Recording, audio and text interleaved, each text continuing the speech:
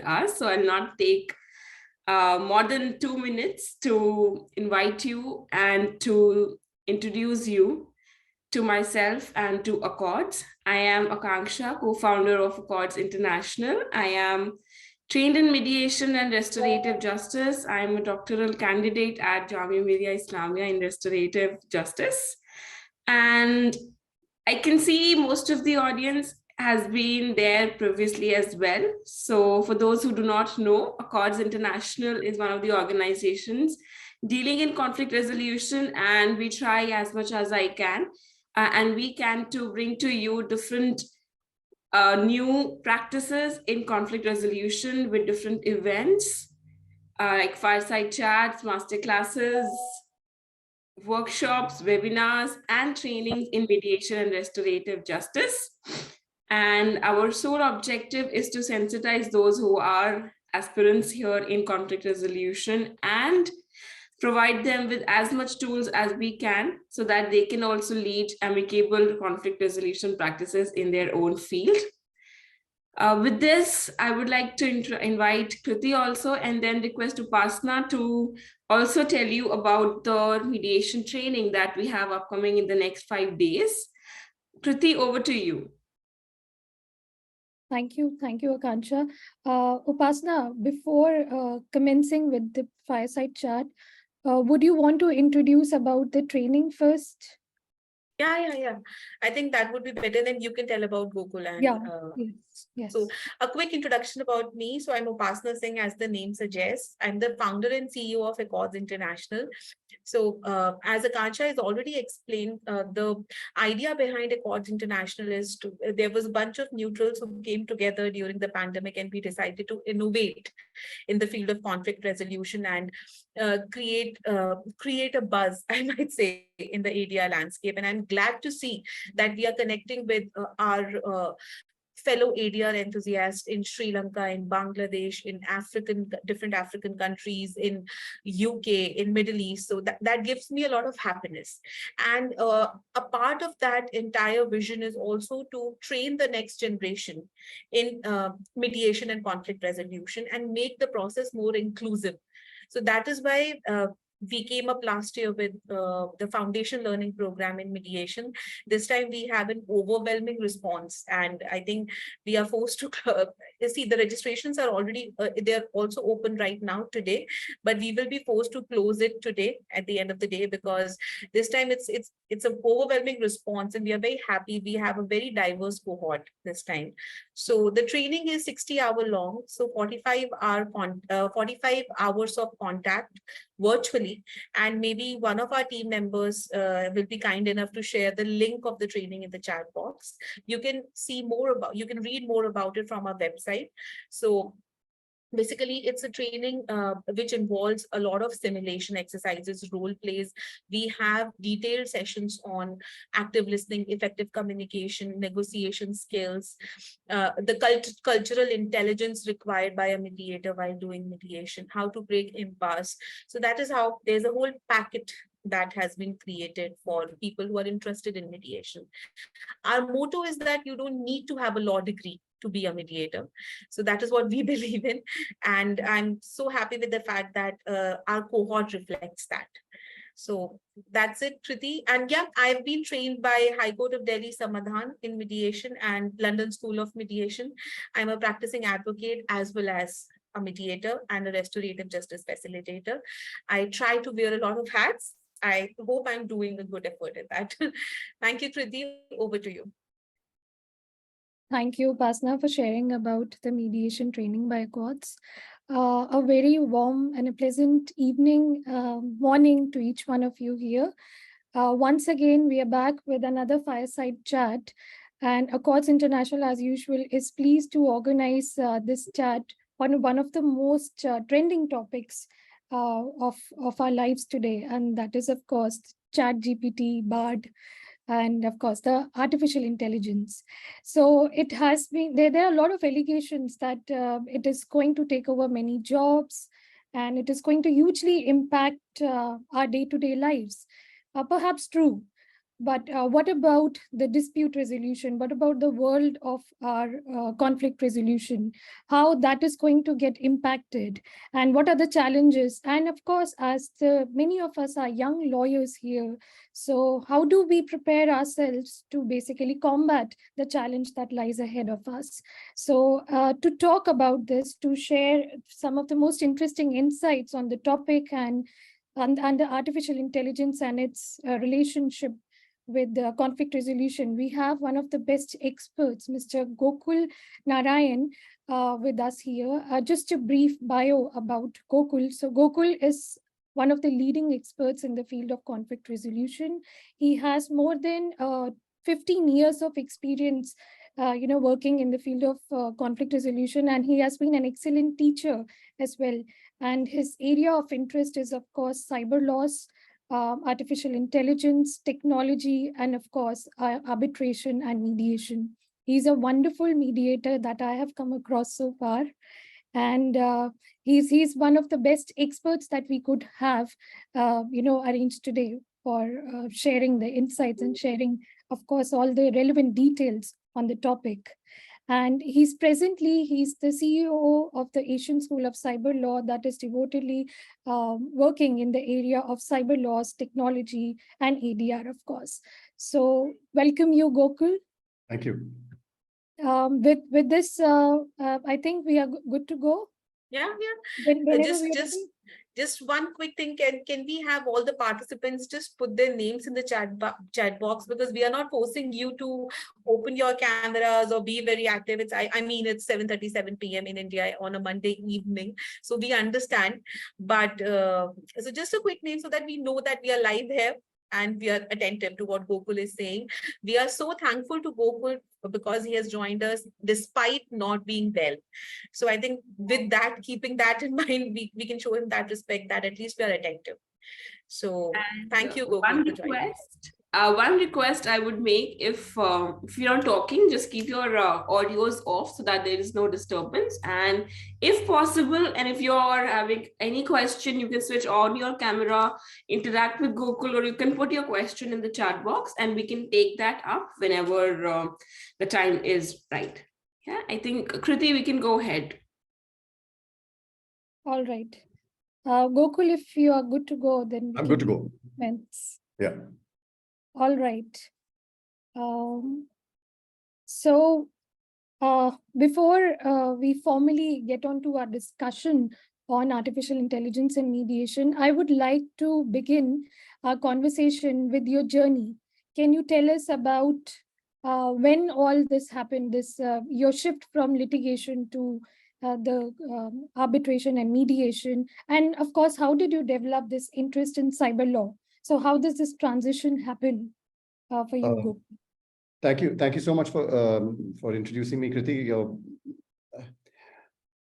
Your words are very kind. I hope I can live up to what you have said, and I will try my level best to do that. But thank you so much for inviting me over here, Akanksha, Upasna, Kushi, as usual. Pleasure seeing you over here.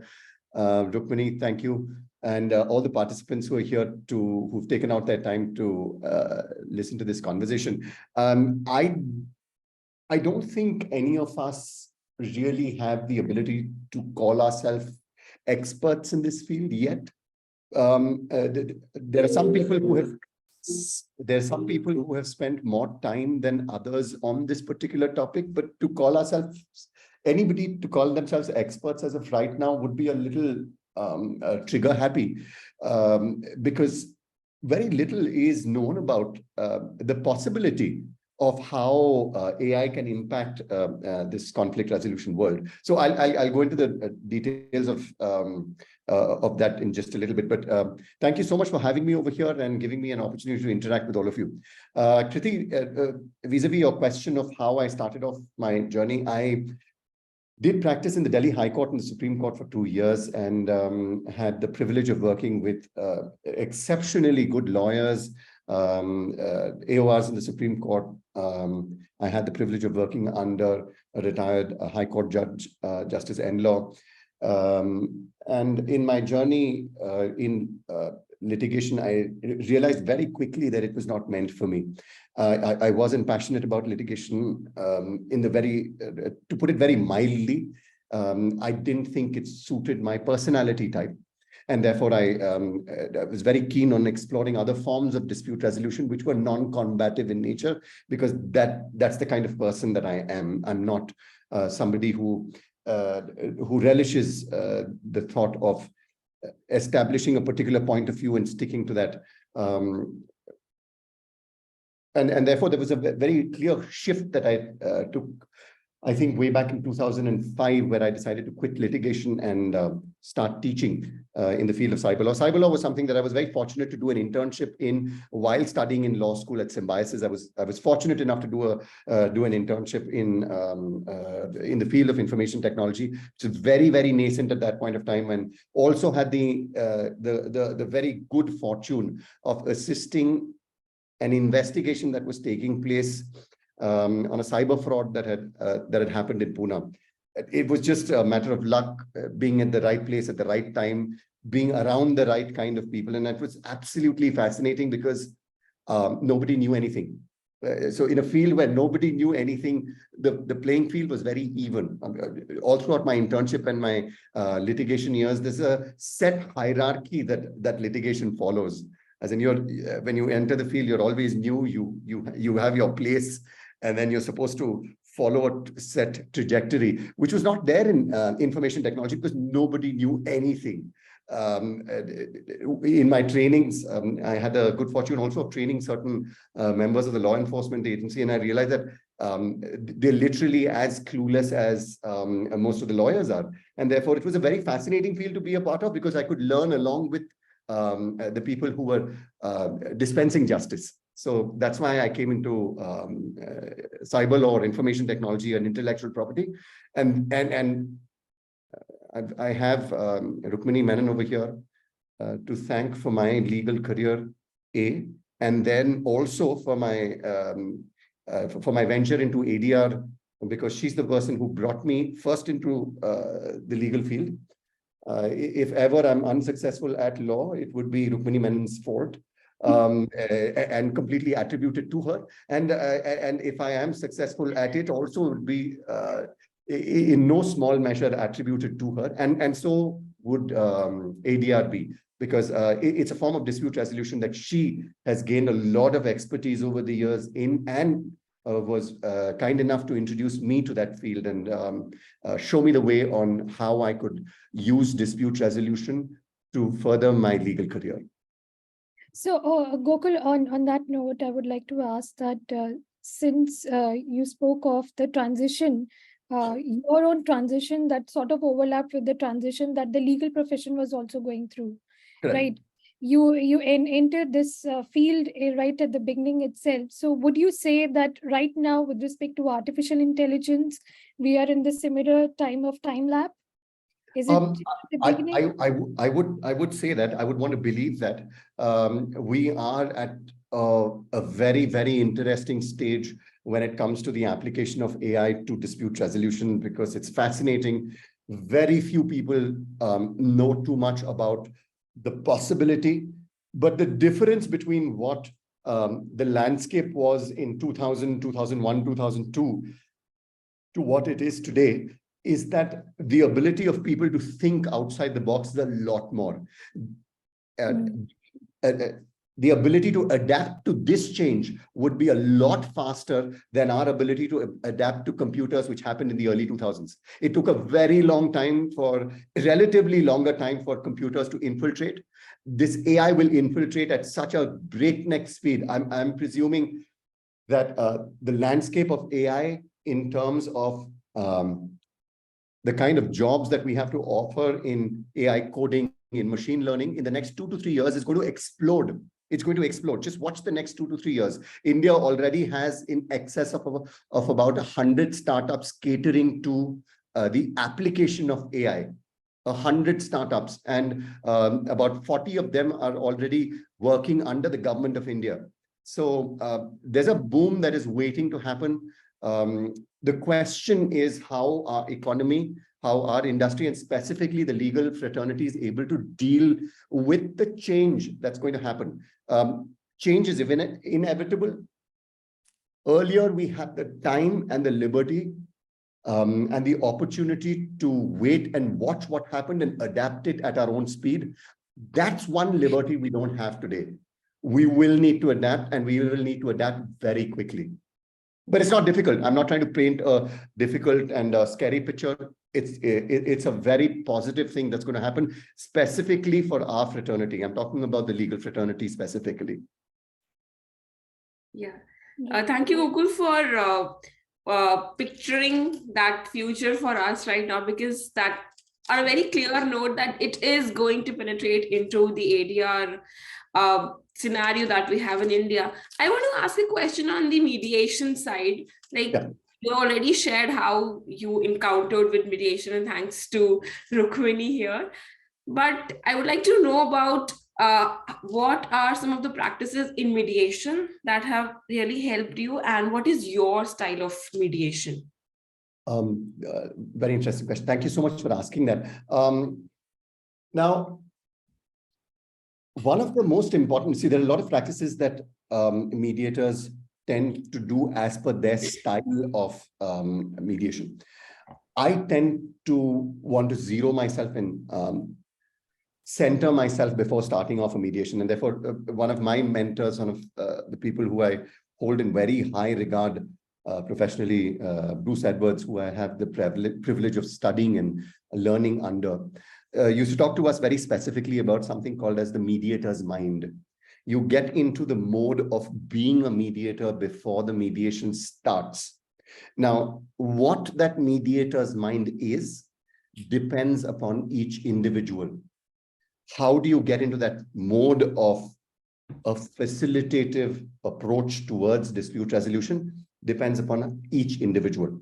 I tend to remind myself, I believe a lot in Stoic philosophy, and therefore Stoicism specifically talks about trying to remind yourself of the worst case scenario, prepare for the worst case scenarios, and then hope that it never happens.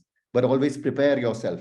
So before a mediation starts off, it is quintessential that a mediator maintains her or his calm poise and the decorum of the field.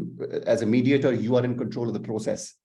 The parties are in control of the outcome. And therefore, as a mediator, it's imperative that I get myself into a space where I can understand that irrespective of what comes my way, I have the choice of reacting in a manner which is helpful for the process and the purpose that I fulfill. And that's what I take. It's about a 20-minute process where I go through a set of reminders for myself. What am I going to expect? How am I going to conduct myself? And in a worst case scenario, what do I need to do to make sure that I do not derail the mediation process? Because I've come across situations, and I've been guilty of situations where in my earlier days in mediation, I have lost my cool. And because I have lost my cool, my parties tend to suffer. It is their dispute, it is their process. Me not being in control of my own emotions and being in check of my own emotions is detrimental to the entire process. So I've got a set of pre-established routines that I go through, basically to get myself into that mode of mediation. And I'm a very facilitative form of mediator because it depends upon the situation, it depends upon the client. I don't shy away completely from trying to subtly suggest solutions, although a lot of mediators would not want to do that. I believe that a lot of clients need assistance in terms of how to go about coming to a decision and coming to a possibility of what could be a possible solution. Not giving them a solution, but what are the realms of possibility that exist. Having those open-ended conversations with clients is something that I don't shy away from if I get the impression from the client that that's something that would be appreciated. Now, that depends upon the client itself. So I would call myself a very flexible mediator, where I feel that the clients are very clear about what their needs and requirements from the mediation are, I step back and my role becomes completely facilitative. So it depends. Thank you for sharing that. I mean, these affirmations and reminders that you start with, they really help, right? Yeah. Yeah. Over to you, Pasna. Thought you were saying So something. I think I agree there with you, Gokul. Your opinion resonates with the opinion with many of our other facilitators and experts. Upasana, I'm not able to hear you. Am I Hi. having a problem? Or No, I think there's a problem with her audio. oh, okay, thank God. Yes. I was wondering if my audio was playing up. This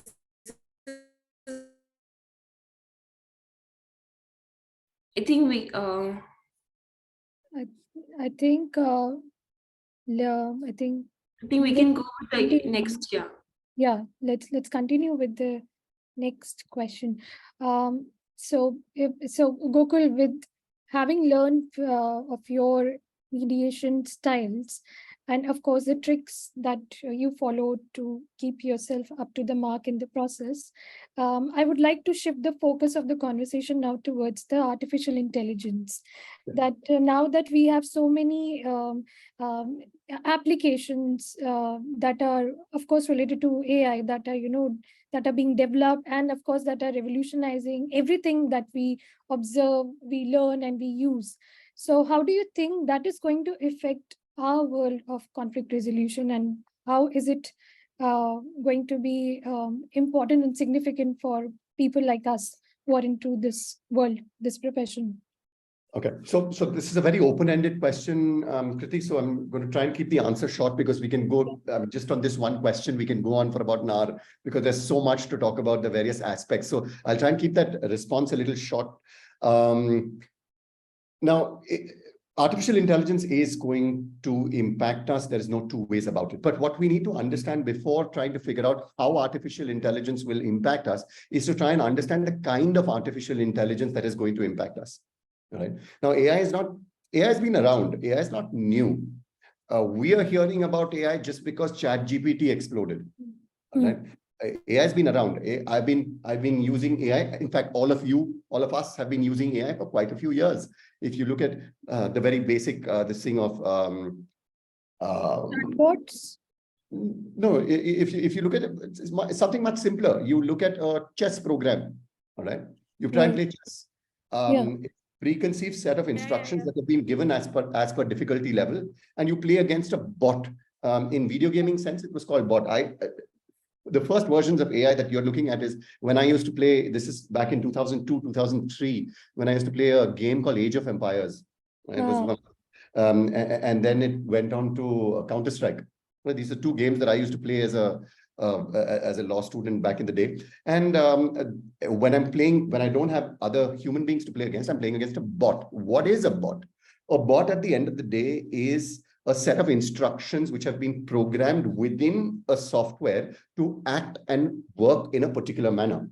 And there have been levels that have been given to that bot itself. So you'll have easy, you'll have medium, you'll have intermediate, you'll have expert, and you'll have nightmarish or crazy or something like that, where the complexity of the game keeps increasing. And that's something that has existed for a very long period of time. Now, here, this kind of AI is called a very limited form of AI, which is reactive in nature, because आपने उन्हें इतने ही criteria दिए हुए हैं, and sorry, there are a lot of international participants over here. I should not speak in Hindi. I apologize. I'm so sorry. I'm so used to switching over to Hindi automatically that I tend to forget. I apologize. So what this reactive form of AI basically does is it's a preconceived set of information that has been given to it, and it gives response on that basis of that preconceived coding that it's been given. The next level of AI then comes in, which is a slightly less limited form of AI, and it's actually called a limited AI. But what it can do over here is it can take an input and it can give you an output. Now that's where ChatGPT falls in. All right, that's the second tier of AI is where ChatGPT falls in, because what it can do is whether it be ChatGPT, whether it be Bard. I'm not trying to distinguish between the two, because Bard basically can do a little bit more than ChatGPT, although Google would have really hoped that their introduction of Bard was better, because they lost almost worth of Bill Gates' fortune in 2 days after Bard's introduction because of one wrong answer and things like that. But they would have really hoped that Bard got introduced better. But in any case, Bard or ChatGPT, what it is basically capable of doing is taking input, using an established database, which it cannot predefine, which it cannot evolve. It has to be given. And on basis of that, it can give you a response. So it has an accumulated database. It can take an input, and on the basis of that input, it can curate an output and give it to you. But it's still limited to the extent that it has to be based on input. It has no space to take in emotion. That's when the next level comes in, wherein concepts relating to psychological concepts relating to, for example, theory of mind come in, wherein you're talking about the sense, the idea of human emotion, and where the perception of human emotion, actually in the limited form of AI that I spoke just before this, even things like self-driving cars will come in. That's also AI. It's a limited form of AI because it can take in preconceived information as to what the rules and regulations of driving within a lane are, what is the distance that needs to be maintained from the next vehicle. And all of this was implemented in the aviation industry of decades ago, where the aircraft on autopilot could maintain height, could maintain direction, could inform people about oxygen levels, about trajectory, about turbulence, and all of that. It's been around. Now, in the third form, you're able to take into consideration things like human emotions, and adapt responses based on human emotion. And then comes the field that is currently being worked on, which we see in a lot of sci-fi movies like The Matrix, Terminator, and so on, where we talk about self-awareness. We're a way off. We're a long way away from self-awareness, and self-awareness coming into dispute resolution. Because self-awareness, when it comes about, and if it gets into human life, will disrupt it in such a manner that we will not wait for self-awareness to reach dispute resolution. Uske pehle hi bahut, I mean, we'll have a major upheaval much before that, before we wait for dispute resolution to be taken over by self-aware artificial intelligence. We are at stage 2. There's a limited amount of input possible. And on the basis of that limited input, there is output that's capable of being given. Now, considering the fact that we are in that stage of development of AI, there are certain aspects of the dispute resolution process that can be substituted by artificial intelligence. Artificial intelligence, as of today, is not capable in its current form of replacing human beings, because we are not infusing the idea of emotion into the capability of the AI to respond. Now, as soon as we start introducing that, and then we get that system into dispensation of justice, is when there will be another revolution that will take place. But that revolution is still a few years away. It'll happen. It's still a few years away. Right now, what we're talking, and I'm talking about the next 2 to 3 years, because that's the kind of time frame that we are looking at. We're looking at much shorter time frames now. The next 2 to 3 years, we're talking about more limited forms of AI coming into the system, and that affecting dispute resolution. Now, how? Let me answer that question also. And what parts of dispute resolution I believe are going to be effective. Now, if you look at, there are instances where China has successfully used AI in dispute resolution. France has done it. Austria has done it. In fact, there are instances where I don't remember the High Court in which there was the judge had made a request to artificial intelligence to give the judge a clear criteria whether bail ought to be granted or not based on the information. So it was a case where there was a murder. There was a certain amount of cruelty attached to the manner in which the assault had taken place. And the question was asked to the AI. The question was asked to the AI as to whether whether bail should be granted in this situation, and what the antecedents of this kind of situation are. Even though ChatGPT has limitation in terms of its database, unlike Bard, which is even very current, ChatGPT was able to discern and look at the jurisprudence in bail and tell them that in cases where, although it depends upon the facts and circumstances, although in cases where there is an abnormal amount of cruelty involved in the assault that has taken place, bail has generally been denied.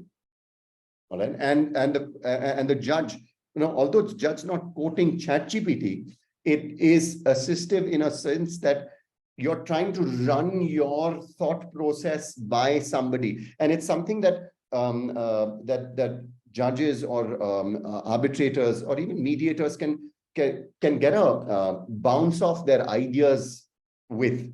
You put the information out there, you tell them to process and justify their findings to you, and then you can put your mind to it and see whether you align, don't align, and what you want to do differently. Now, this happened in India.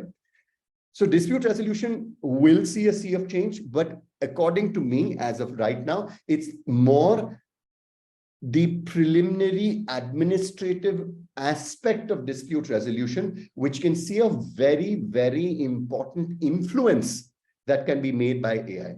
So let me just give you an example to try and explain myself. And it's not law related, but it'll explain to you what I'm trying to say.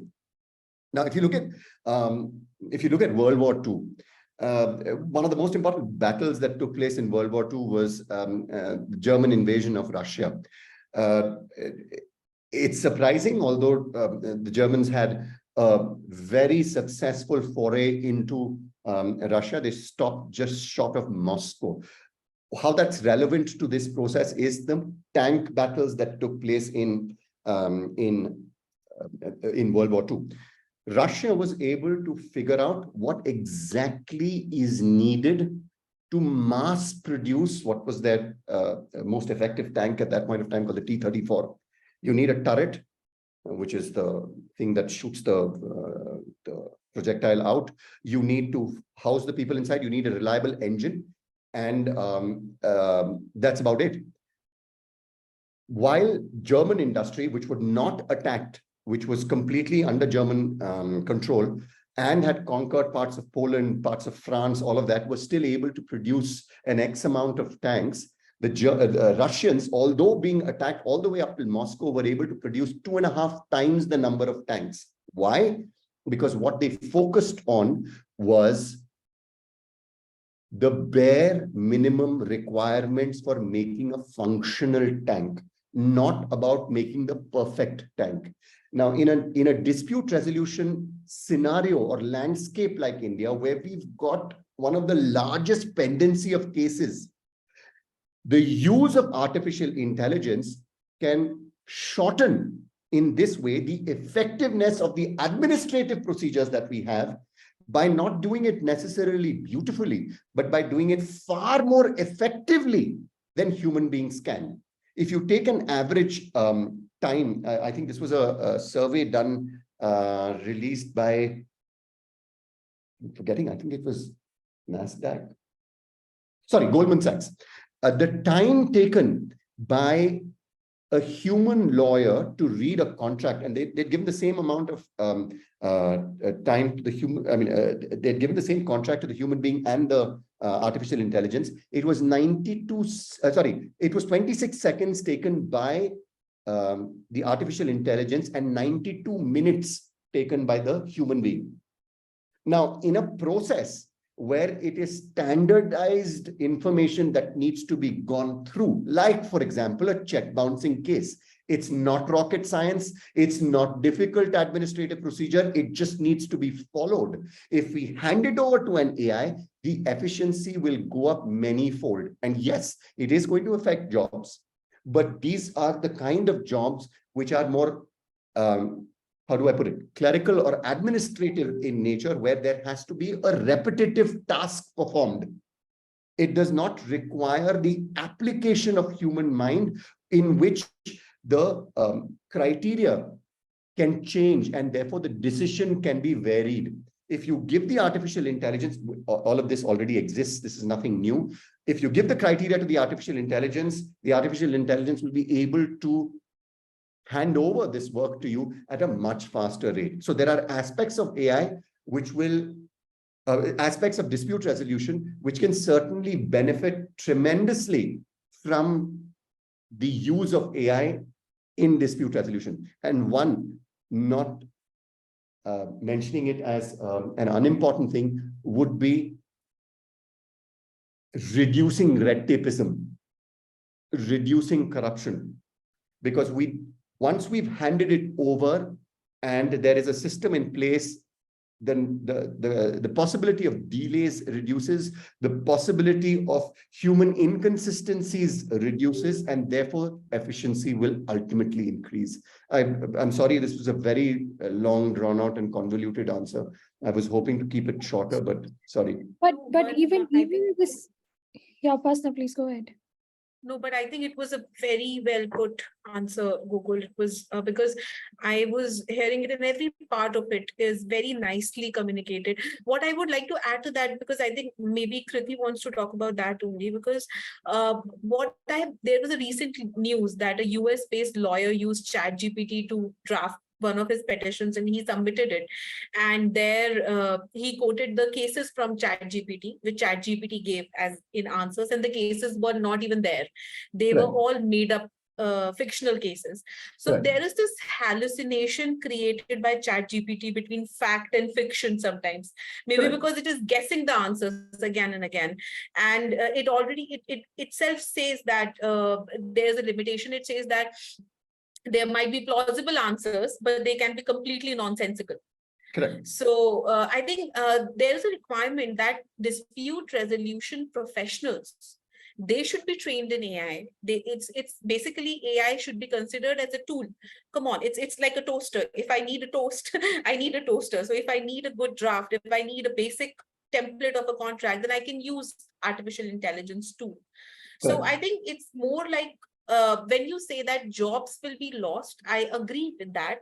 But I think we don't see to the other aspect that if people are trained properly, jobs will be generated also. There will a lot be of jobs. Absolutely. There will be a lot of trained people who would be required to put in data in that AI system. There will be a lot of people who would, because human beings are not out of the picture, they might be doing something different. Correct. So it's not a gloomy picture out there. So Upasana, then, like I said, the landscape's changing. Now, the colors that are there in the landscape obviously will change. It's not gloomy at all. It's never been gloomy. Whether it was the agricultural revolution that took place, whether it was the industrial revolution that took place, whether it was the shift that India made from socialism to capitalism to some version of outright capitalism that we are heading towards, whatever it is, that change is going to be constant. Human beings will adapt to it. I think one of the most high-paying jobs that are going to happen, and I'm saying as a job, would be the cross-section between a lawyer and a coder who develops AI for the legal fraternity. It's going to be one of the most sought after, and there are very few people who do this. Yeah. There's nobody who knows this right now, because I don't know of a single lawyer, not a single lawyer, who knows coding from the machine learning perspective. I know of machine learning professionals who've done that, who are learning a bit of law, but I don't know of a single lawyer, LLB, you finished your law training in the 5-year or 3-year program, you finished your master's, and then you said, come on, let me learn coding, let me learn. So that, and it's going to be a massive place for people to, and there are startups that have already come in, by the way. It's not new, it's not exceptional. It's not something that I'm coming up with. It already exists. So the landscape's going to change. The nature of this problem is going to change. But yes, please be ready for your world to get rocked. Now, which side of the fence you're sitting on when it rocks is something that we will be able to only wait and watch. I think that's something that as individuals, all of us need to be prepared for. Change is inevitable. So let's embrace it. It's going to happen. Yeah, that's absolutely what I agree to. So, Gokul, in the same direction.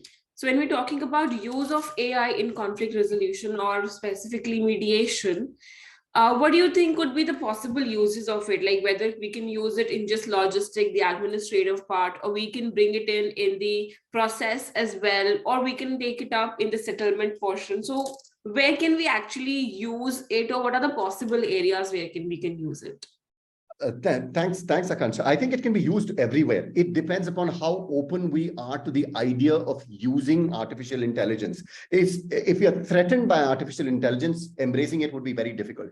If we embrace artificial intelligence, it can assist us in literally every aspect, starting from onboarding of a client. Now, let's not call it mediation. Let me call it ODR.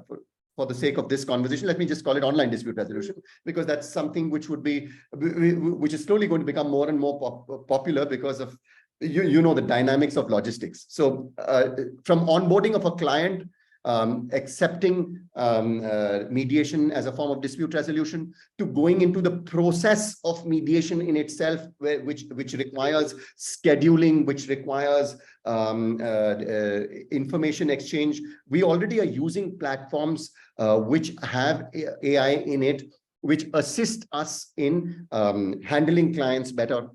Now, and that going on to drafting the ultimate settlement agreement. From the onboarding to the creation of the settlement agreement, AI can assist us in every aspect. What we are experiencing right now is the tip of the iceberg, where an uncustomized, generalized form of AI itself is causing ripples. ChatGPT was not created for lawyers. ChatGPT was not created by lawyers. ChatGPT was not created by legal professionals. When you have an AI, which is already there, you've got AIs like Legalese, you've got AIs like AMTO. All of these have been created to address requirements of the legal profession. The responses that you get are not generic like what ChatGPT or Bard throws out to you. It's more advanced. It's in a limited beta testing. Some of them are in beta testing phases.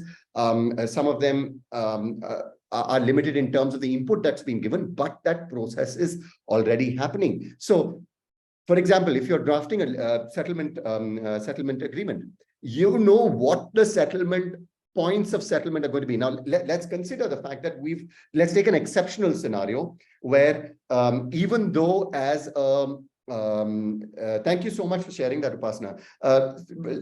Let's presume that I am a mediator. I am not from the legal fraternity. I happen to be a psychologist, for example, who becomes a mediator, which I've known some exceptional psychologists who are mediators.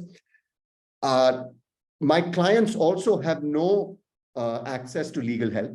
They don't have lawyers with them. They don't want to get lawyers. Let's presume that kind of a situation. Now over here, who's going to draft a settlement agreement? The mediator has not been taught drafting. The clients certainly don't know about drafting. Well, what is the effective solution over here?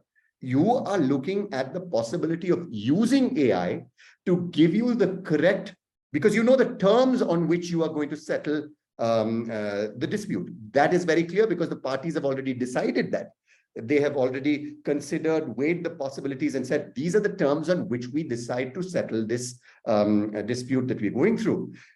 Having said that, who is going to draft that agreement? It unfortunately or fortunately will lie on the footsteps of the mediator, who herself or himself may not be proficient enough in drafting. This drafting can be handed over. This does not threaten the mediation fraternity. It only makes it more effective by removing that entry barrier that people tend to have, that only mediators can become effective, only lawyers can become, or judges can become effective mediators. Mediation, as all of us know, is a process-oriented form of dispute resolution. And since it's a process-oriented form of dispute resolution, we can use AI far more effectively in mediation than in other forms of dispute resolution. In the other forms of dispute resolution, it'll be more administrative in nature, but over here, we can actually take it to the next level to increase efficiency. I hope that answer makes sense, Akanksha. Yes, that definitely does. So, like you said, there can be different ways in which we can actually incorporate AI in the conflict resolution processes. So, one question that we often receive, Gokul, is just like when AI entered the legal profession, whether AI can be put as judges, or can AI be put as mediators?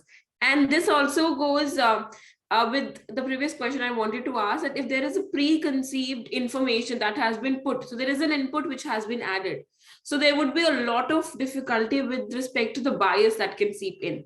Correct. So how would we control that?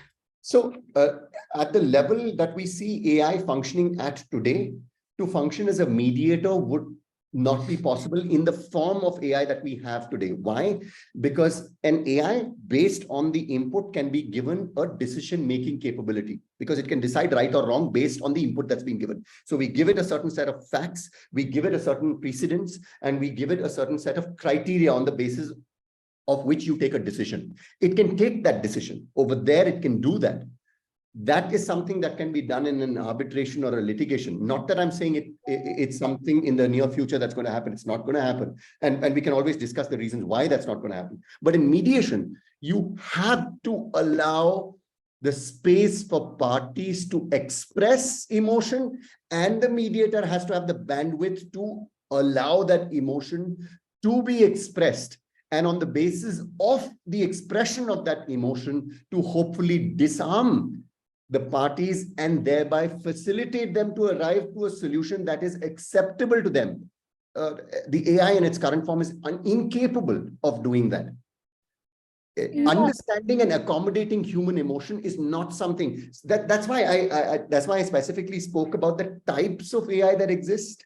Once AI then moves to the next level, there will be a possibility of having artificial intelligence that could factor in human emotions also.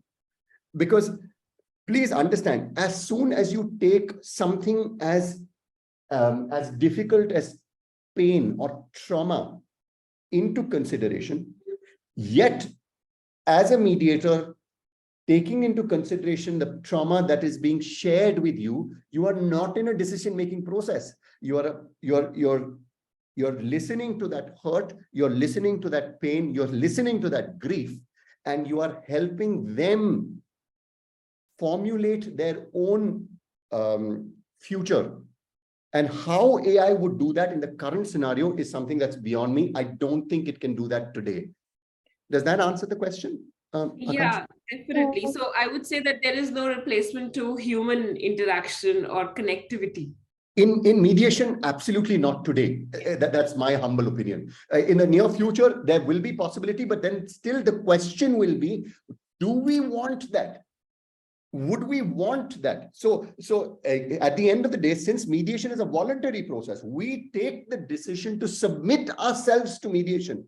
Will human beings turn around and say that, yes, let's consider me as a dispute resolution, as a disputing party, I'm having a dispute with person X. Will I say, yes, I'd rather trust a program, a machine that has learned human to understand or replicate human emotion to be a mediator or a facilitator in my dispute? No, I don't think so. I wouldn't want that. I would want to create a connect. I would want to establish a relationship which would give me the confidence of trusting the process. That trust factor, how and I may be one of those old people who are refusing to in Kriti's words, one of those dinosaurs who are refusing to move with the times and accept that change is inevitable. But I don't think that can happen in the near future, or at least for people like me. I wouldn't do that. If I was a disputing party, even if there's a software around, I would still want a human being to decide to facilitate my dispute. So Gokul, adding to what you're saying there, maybe in future, let's just imagine for a minute that maybe in future it is not just the human intellect that is being copied by a machine, but even the emotional intelligence that Right. makes us, the human species different from others. Let's say even that is copied. But since you emphasize so much that artificial intelligence is something where the input has been fed to a machine, right? The data is restricted In its and current form, in its current yes, form. right. In But the future, that will change.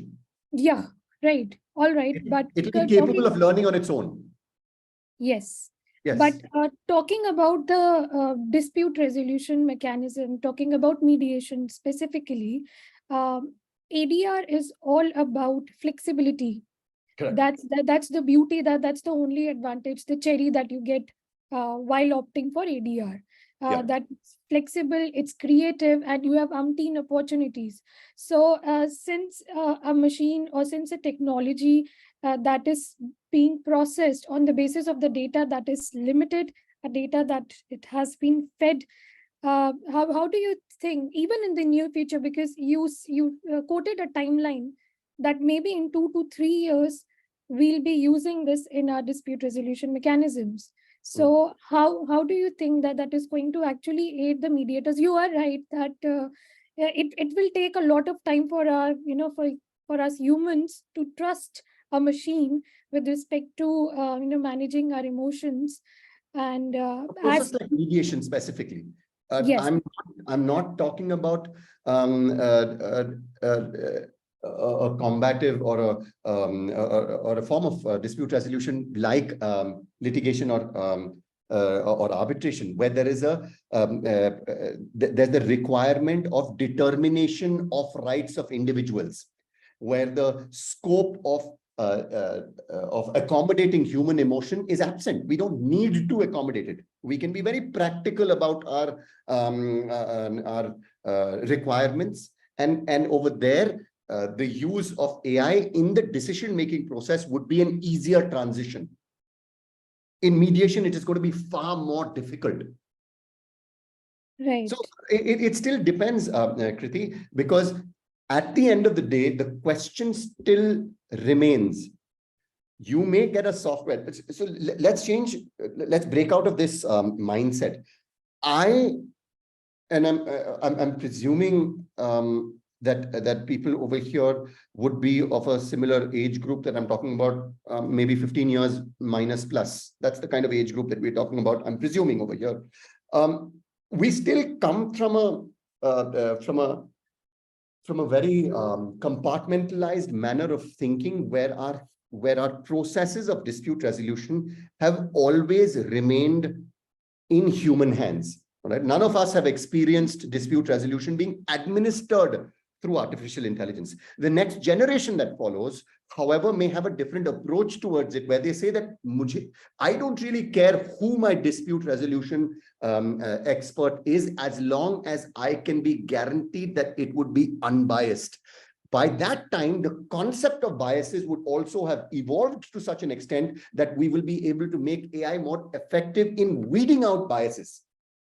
And that's development in technology that will take place over a period of time. So it is going to revolutionize.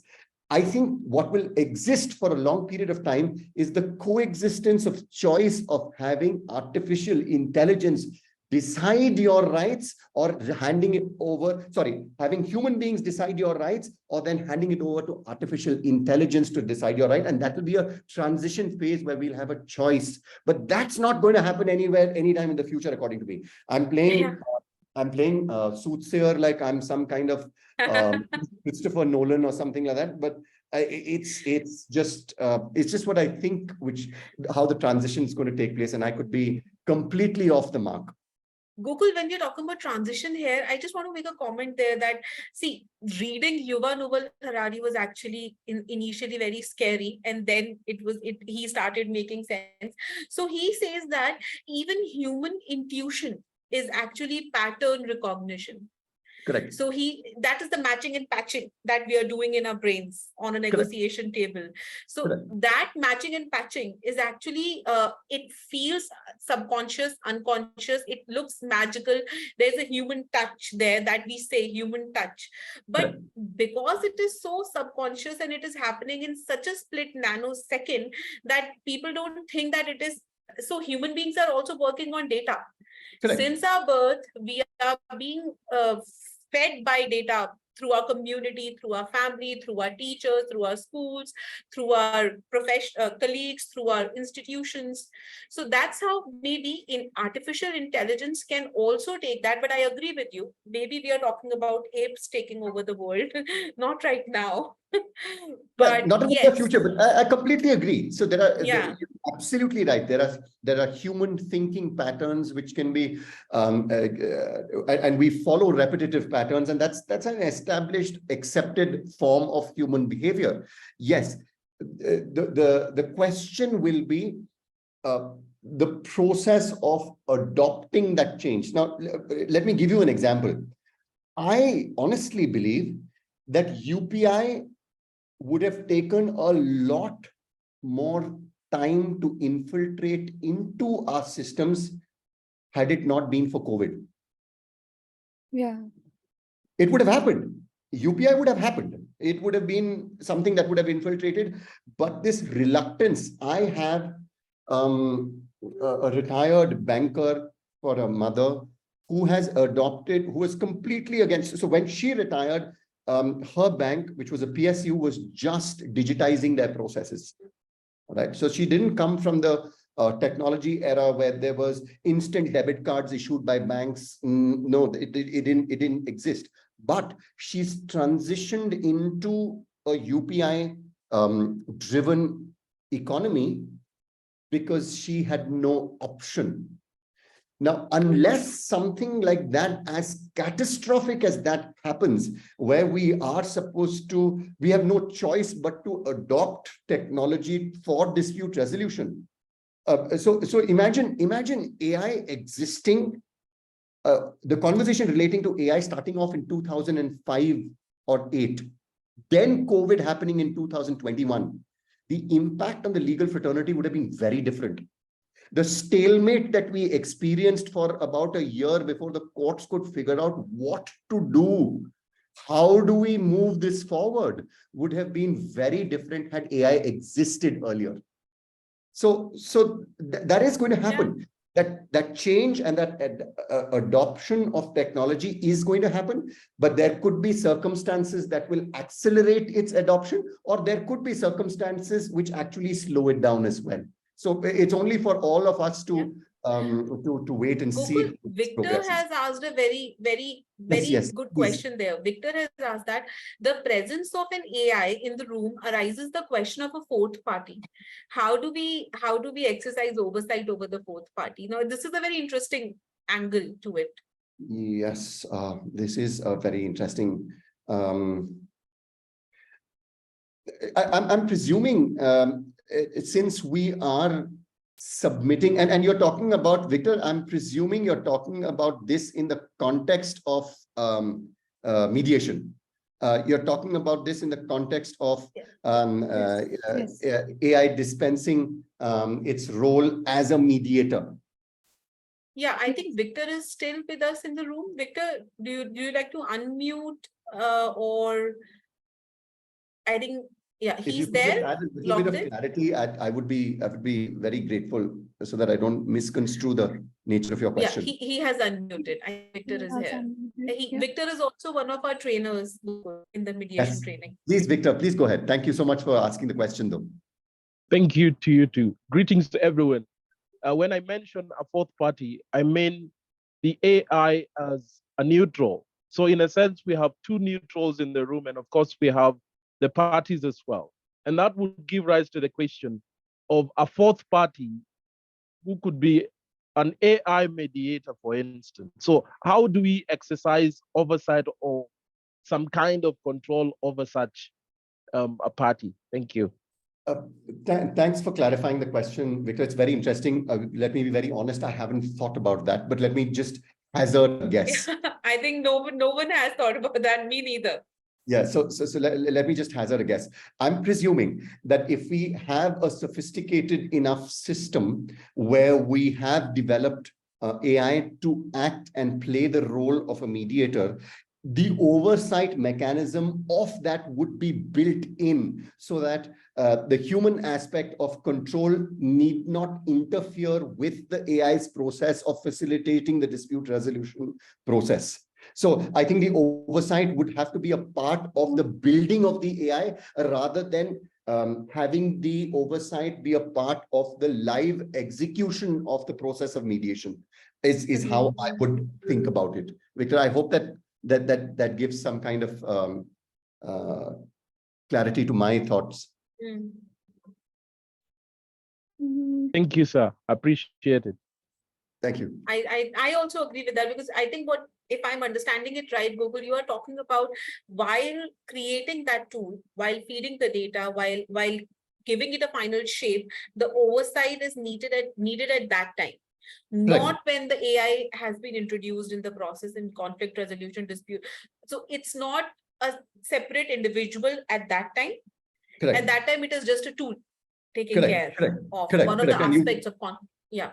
And you've already handed over to that aspect of conflict resolution. But it's a very interesting question, Victor. I cannot deny the fact that this is worth discussing and debating a lot more than just a few minutes that we've been able to dedicate to it. It's fascinating to think about. And I think somebody said there's no fourth party, but the idea of oversight over AI as an integrated system of efficiency of dispensation of the mediation process is something which is fascinating and must be explored extensively. Yeah. Just thinking out loud, I think the questions also become relevant when we think about AI as a personality. So with countries recognizing it as a person, so this fourth entity coming into picture becomes relevant here as to in what nature are we adopting it in the process. If it is just a help, it's just an administrative support, then there is no problem, because anyway in ODR you're using some kind of technology. But if you are adding it as a person who is there, who is maintaining an oversight, or as a co-mediator, and then again the data protection that you would want to think of, how are you going to protect the data? So that's another angle that you want to take care of. Correct. Because that is one of the aspects of AI which is of concern as of right now, is the question of confidentiality if you share information with it, because it will add to its own database of knowledge.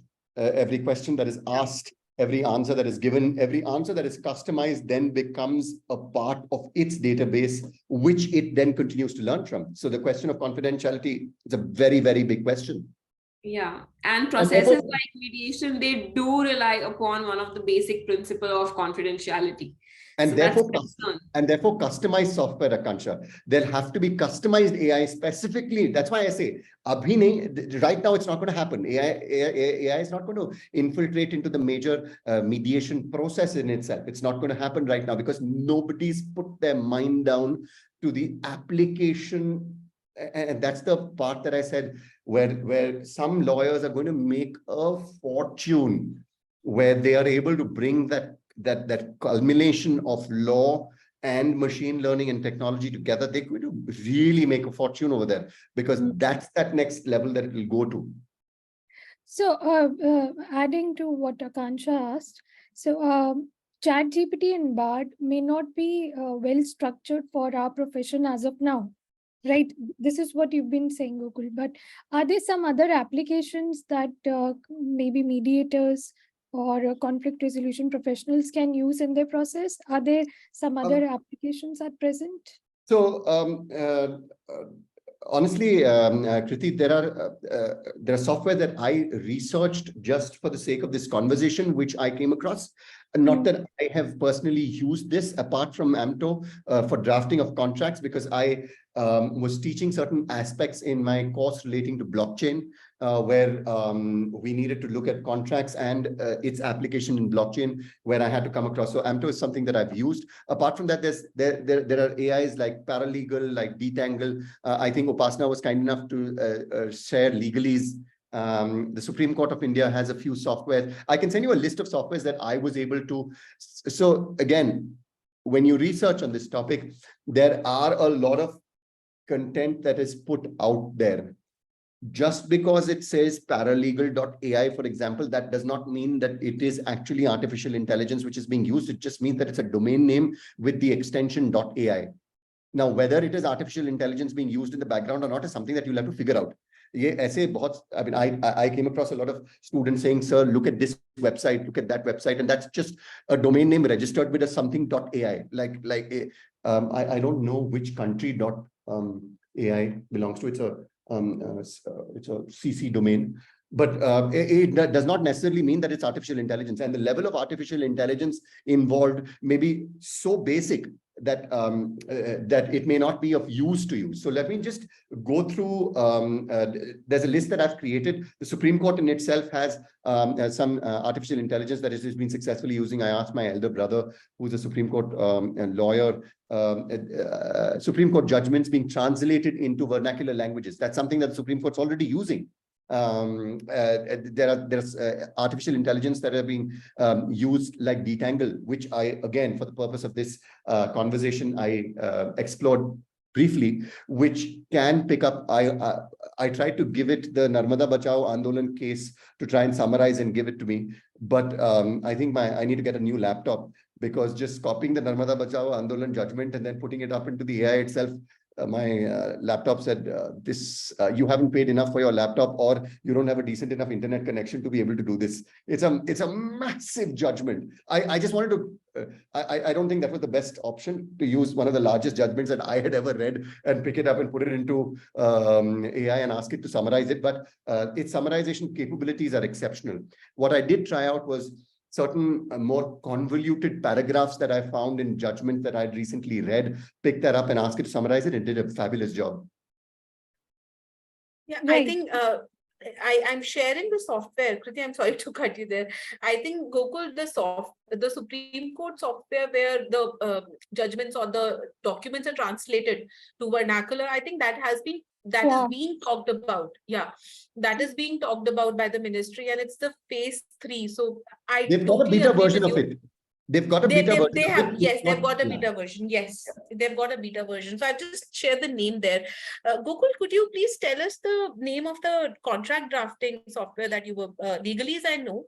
Amto.ai. All right, I'll just share that. amto.ai. I'll just give me a second. I'll just give you the exact this thing. And if it is okay with you, could you give me 2 seconds? I just need to get my glass of water. I've run out of it, and my my throat's starting to itch. Just give me. No worries. Please go ahead. Yeah, please go ahead. We are not AI, so you can go ahead. Because you're not AI, I need to seek permission. Otherwise, I would have done it. Meanwhile, we would like to invite our participants. Thank you, Gokul. Thank you for this link. I'll be back. I would like to. Yeah, sure. You can put your questions in the chat box. You can also unmute yourself and ask the questions from Gokul. We have 40 minutes remaining. So, Kriti, I would really love for you to take the last question, because that is really essential, the code for the day. I'm really excited what code Gokul gives us. So, and otherwise, also, or maybe a little bit about the literature, because yes, because that's also very important. Maybe many of us are not aware of the background of the artificial intelligence and the machine learning, and perhaps how the two are related, or Kriti, I'm not very good at reading documents, and I wish AI had been introduced when I was a law student, because for somebody from the legal fraternity, I detest reading. And for somebody who's a teacher and whose life is revolving around, how do I put it without sounding obnoxious? One of the reasons that I quit teaching in a university was the trash that I had to read that students put out onto a paper and then mark it. I had a lot of hair on my head when I became a teacher. I lost it. It was something that happened to me while. Are you signaling something for us here? No, I'm signaling something to the fact that I wish AI was around a lot earlier. because it would have made my job of reading or a lazy reader like somebody like me a lot better. It would have assisted. See, But I will tell you is there's certain exceptional documentaries which are around, which I will share the links for. If any of you are into watching documentaries on development and the infiltration of AI, how AI, what AI is, how it was developed, what its future looks like, and how the human race is going to automatically adapt itself to accommodate AI. There are certain exceptionally made documentaries, which I'd share the link with Kriti, and she can share it with all of you. I have also shared a link to a PDF, AI PDF reader. So it's a chatpdf.com if somebody is interested. I cannot vouch for the correctness, but yes, it gives a holistic overview sort of a thing. Yeah. I think Khushi has a question. Yes, she Yes, has. thank you, sir. So my question is, are there any potential legal or regulatory challenges associated with the integration of AI in the mediation practice currently in India or globally also? Yeah, very good question, Khushi. According to me, there will be a lot of questions with respect to AI, which will come up, which will crop up. If you look at any of our laws, we do not have anything that can, our laws punish human beings.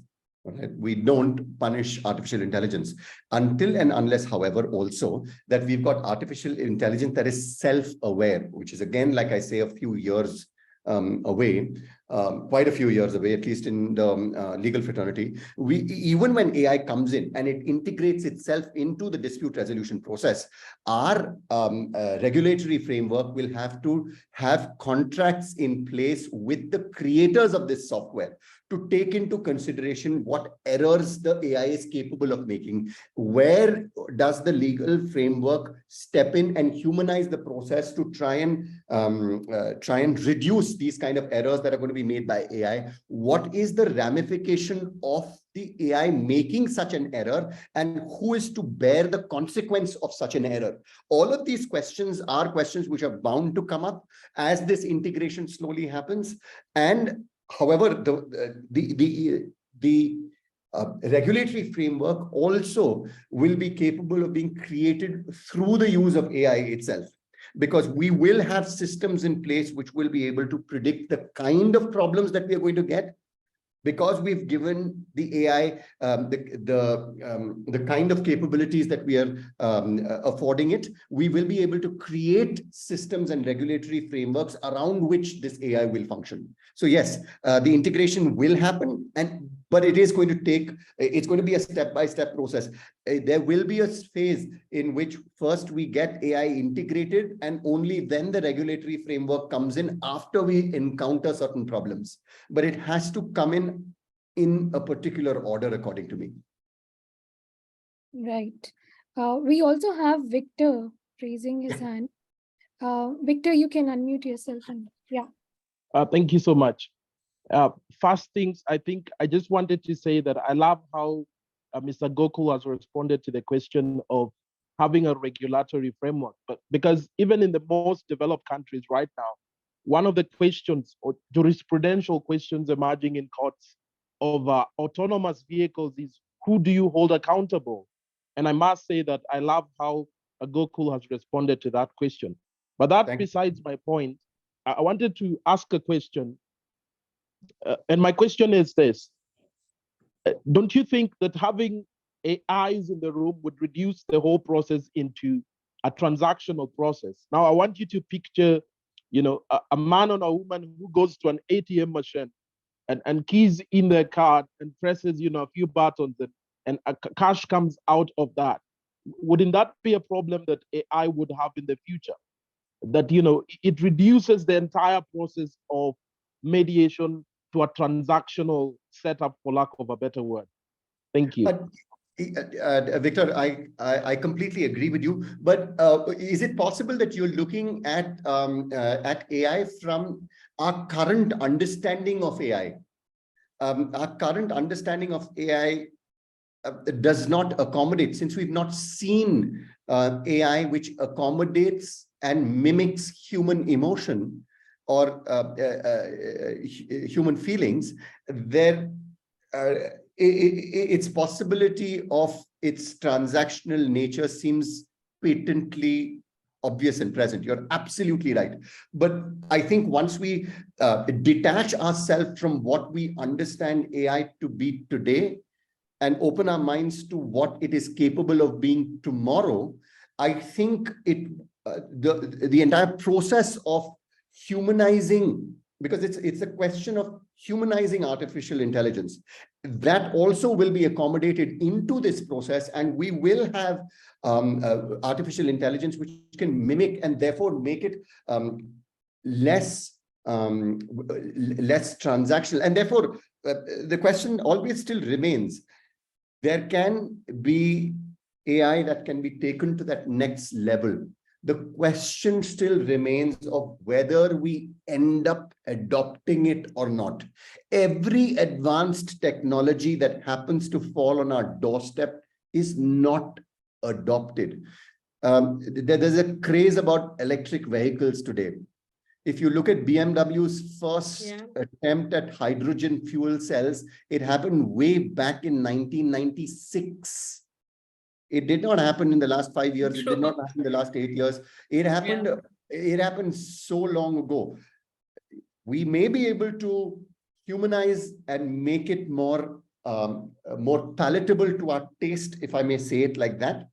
But even then, whether we end up adopting that technology or not would be certainly something which we can only wait and watch. I'd also like to give an example. Color TVs were introduced by this person, again, just as I think of the example, I forget his name. And I think Rukmini, who's not here with us, was aware of this organization. She used to be a part of BPL, and its parent company had at some point of time introduced color TVs into India. They introduced it about 5 years before its time. Nobody bought them. And it was just the perfect product introduced at the wrong time. So it's anybody's guess how long it will take for us to adopt that. But I understand your question. Victor, do you have a follow-up question to that? And I hope I've clarified my perspective. And it's just a perspective, and I'd request you to take it just as that. Victor, do you have a follow-up question to that? Thank you, sir. Because right now, I think the modern form of AI is Sophia. I don't know if some of us are familiar with Sophia. Sophia is this robotic woman who has the ability to crack jokes. Correct. You know, she can smile and all these kind of things. Correct. Yeah. So I'm just she's been given citizenship of Saudi Arabia and all that also, I think. It was in the news. Exactly. Yes. Yeah. Exactly. Yeah. So my questions are partly informed by Sophia and the technology behind Sophia, and of course the whole politics and things of that sort behind Sophia. Thank you. Yeah, I thank you for the question, Victor. It makes a lot of sense. I personally, if I had a dispute, I wouldn't go to Sophia. I'd rather go to Kriti or Upasana. Okay, thank you for saying that, Gokul. Gokul, just one announcement which I have to make is because I think it's almost 9 and people are leaving. I'm sharing a WhatsApp group link in the chat box, and we will be sharing all the links that Gokul would be sharing with us in that group. So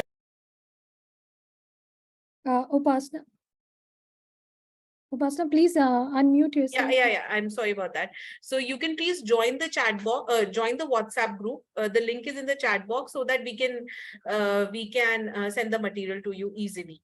I'm sorry about that, Gokul. Please, Kriti, over to you. Yeah.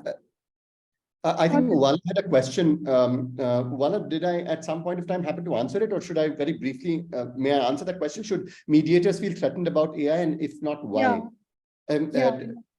No, I think you should go ahead. I just mentioned a little bit with regards to that question, but you can please go ahead and answer that. Oh, sorry. I didn't see that you responded to it. No, please go ahead. I think you might add more to that. My answer was a quick answer. Yeah. Yeah, I agree. I don't think does any need to feel threatened right now? Not in the near future at all. Mediation is a process which is an acquired talent. I definitely believe that certain personality types are more conducive to mediation. But even in a personality type which is more conducive to the process of facilitated negotiation, it is a process that needs to be learned. It is a process that needs to be understood, and it is a process that needs to be continuously practiced. That ability for now is not something, again, that I would attribute the present forms of AI to have, and therefore, no, not threatened, as mediators need not. Mediators are actually, according to me, the last rung of the dispute resolution process that should feel threatened. It is the administrative courts, like the smaller courts in which, for example, traffic violations are taking place. Those processes may feel a little threatened. With the current, please understand, my answers are based on what is, not what will be or what ought to be. I'm talking about what is based on what is available and accessible today. It is going to change, and therefore the answer will also evolve over a period of time. Today, those are the kind of things which in the next 2 to 3 years will see a drastic change. Our fraternity of mediators, fortunately, have more time to adopt, accept, and customize AI to be more of an of a facilitator and an assistance, rather than a threat that we need to get an insurance policy against. What about the parties' orientation to AI? What if parties are comfortable with, using AI or perhaps taking the help of AI, but perhaps the mediators aren't ready? No, mediators will have to be ready. There is no question about mediators not being ready. Because we've got more time, our ability to be ready is longer. And please, I honestly believe mediators don't come, or at least are forced to unlearn the baggage of law, if I may put it like that, with no disrespect to my legal fraternity. We're forced to unlearn a lot of things. Neutrality is not something that law studies, at least at the time that I taught at a law university or studied in a law university, which was actively taught how to remain neutral. The question of exploring and identification of bias was not a terminology that I'd even heard of, which was relevant in a discussion in my law studies. So it's a very different set of people that we're talking about. I think in terms of the ability to adapt, I think mediators will do fabulously well, because that's something which is taught to us in the process of mediation itself. Because we need to keep learning. Our skills keep changing over a period of time. Our experiences enhance our skills as well. And as a fraternity, we are a group of people who constantly need to look at what we did, how we did it, so that we can do it better the next time. And therefore, I think mediators as a group of people will find it a lot easier to adopt and accept the technological changes brought about by AI than other fraternities would be able to. And this is absolutely my opinion. And obviously people from, if I spoke to my elder brother, who's a hardcore litigator, he would completely and absolutely disagree with me. But that's the beauty of having an opinion. I mean, there's no right or wrong about it. Right. I think somebody else also who has a Balakrishnan is here, so maybe that can also be our last question of the evening. Balakrishnan, please go ahead and you can unmute yourself. Yeah, thank you, Upasana and team, for giving me this opportunity. I'm Kavita Balakrishnan, Secretary for Mediators India. So it's interesting to hear this conversation. I just wanted to put one positive note here, saying that it will be a great boon, because government being the major litigant. If AI is being used in government litigation for in ADR, then the government servants will peacefully retire, and so will the judges.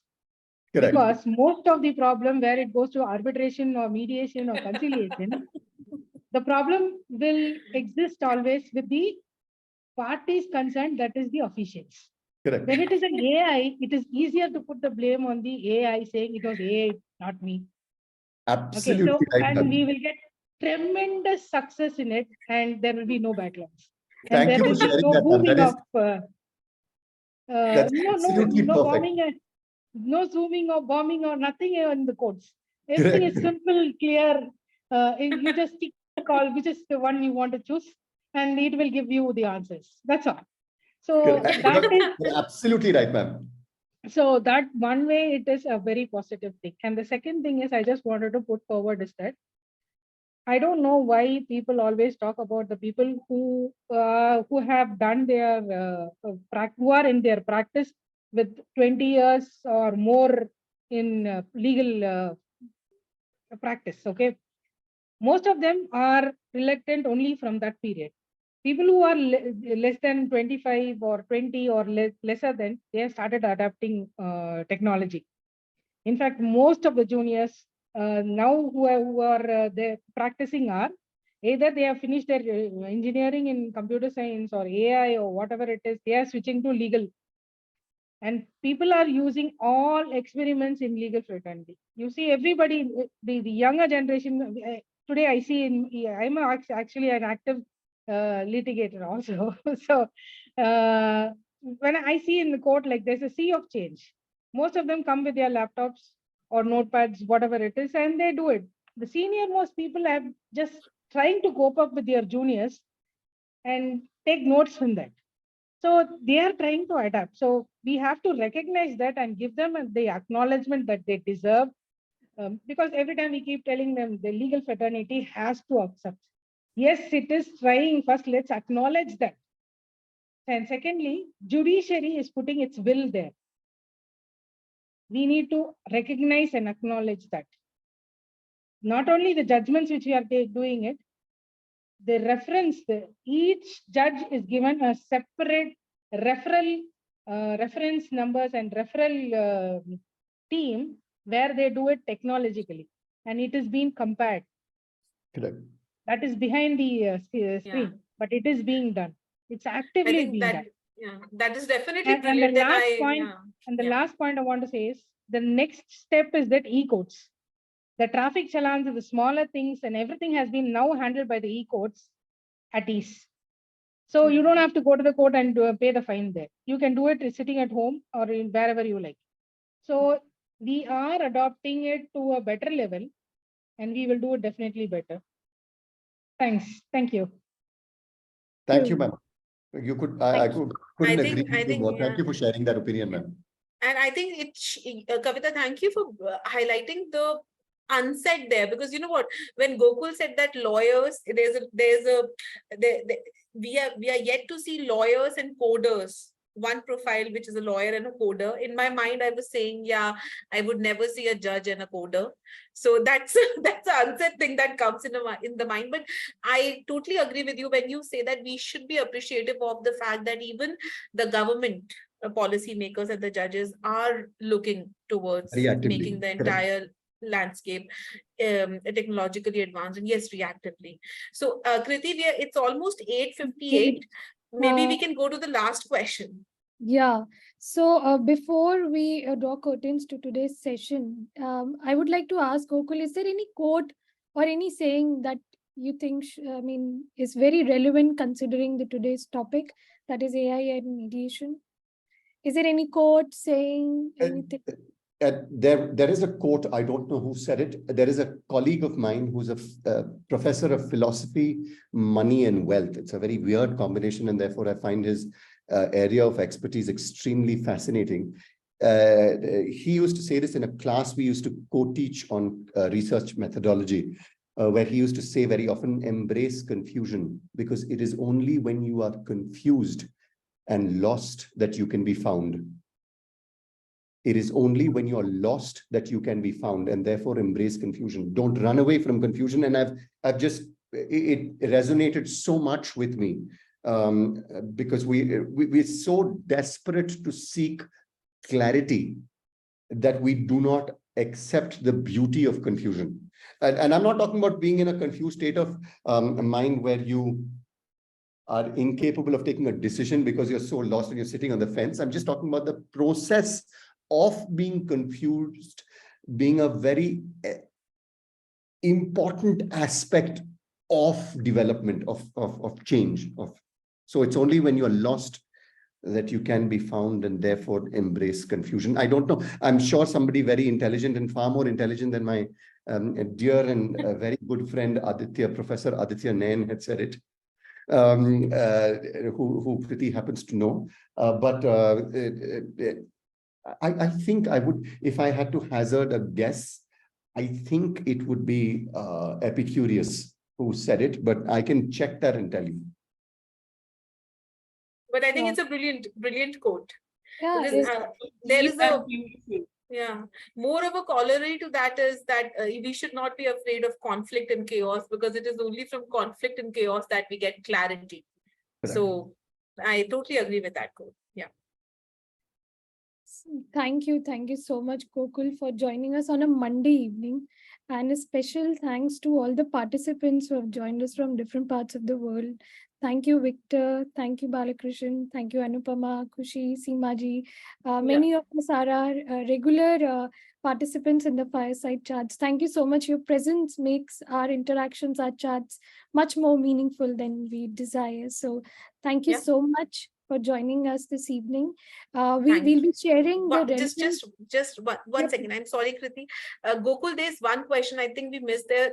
Who are the two communicators or maybe the writers that you would suggest? Maybe two person who are well read, perhaps we can look forward. Maybe we can.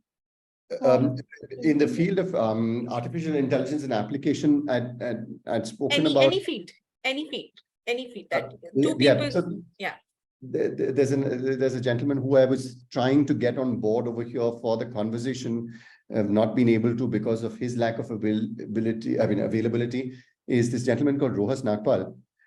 He's been a colleague and a friend of mine for quite a few years. He's a lawyer and a blockchain architect who speaks a lot about artificial intelligence and the application of artificial intelligence in the field of both law as well as blockchain. So that's one person that you can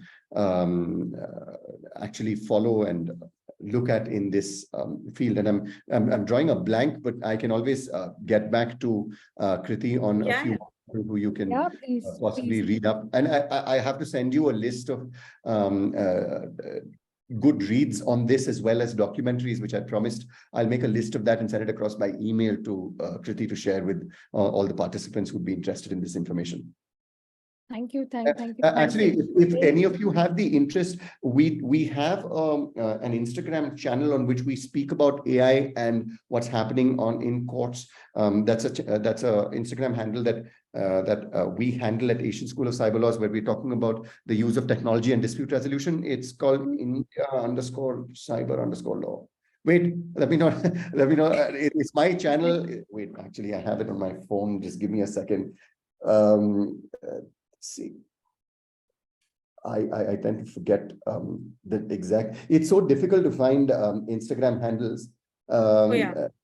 So because I personally I think I have it with me. Running about 5 Instagram handles and I keep forgetting them. It's called India.cyber.law. Maybe you can share it in the chat for everyone. Yeah, I think I'm just trying to find it out. We will share it in the conflict resolution group. Gokul. Yeah. For everyone to refer to. Yeah. So we have a lot of information that we put up about the cross section between law and technology over there. So in case any of you are interested, that information could be pretty interesting to go through as well. Right. Sure. All right. Thank you very much, Gokul. Welcome. Thank you so much for having me, Akanksha, Kriti, Upasana, and thank you so much for attending and taking time out. Venkatesh, thank you so much for keeping your camera on. Divya, thank you so much for keeping your camera on. One of the reasons why I became associated with the teaching fraternity was so that I could interact with people.